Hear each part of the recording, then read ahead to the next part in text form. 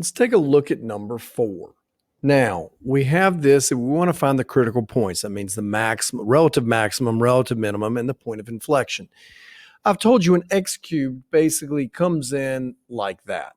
Okay, and we're looking for this point, the minimum, relative minimum, this point, relative maximum, and then the point where it sort of turns over the turning point. This is bending up, and then it hits this point and starts bending back down. That's the point of inflection. Well, what do we know is true? Well, right here, we know that the tangent line will have a slope of 0. There and at the relative maximum, it'll have a slope of 0. That's what we know is true. Now, boy, it'd be amazing if we knew how somehow to find how we could find the slope somewhere on that black line. Oh, wait, the derivative. The derivative tells us the slope at any spot on that black line. So let's take the derivative of this function, which is 3x squared plus 2 times 9 is 18x. There it is. That equation tells you the slope anywhere you want on that black line. Now, we could plug in x being 4 and plug it in this equation. It'll tell us the slope when x is 4. But we're looking for something a little different. We're saying, hey, when does this guy, this equation, when is he going to come out to be 0? When is his answer going to be 0? Because that will be here and here. So we set it equal to 0 to solve it and find what's the x value that'll make it have a slope of 0.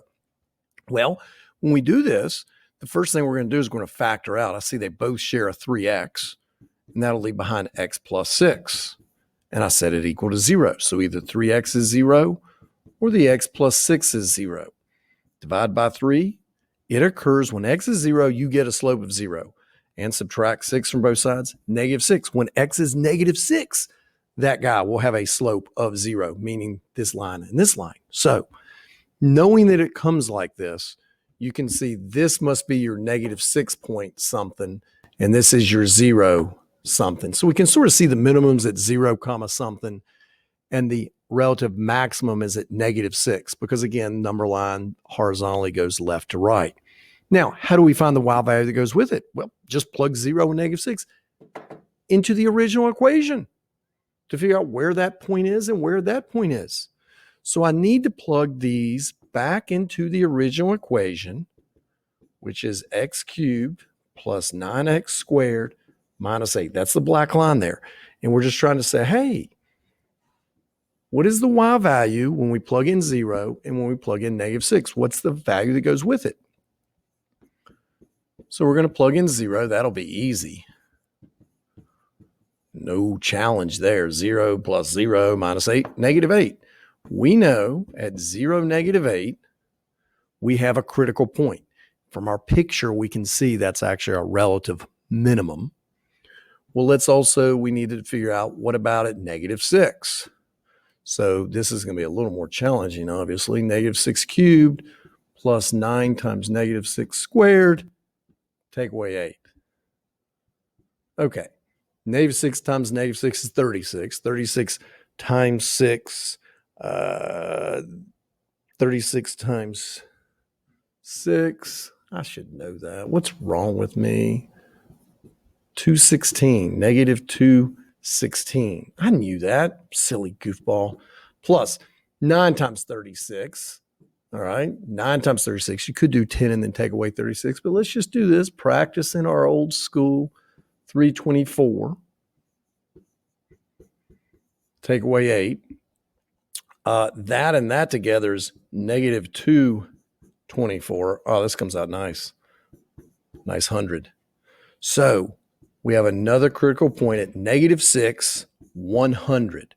That's where we'll have another critical point. In that case, we can see is right here is actually our relative maximum.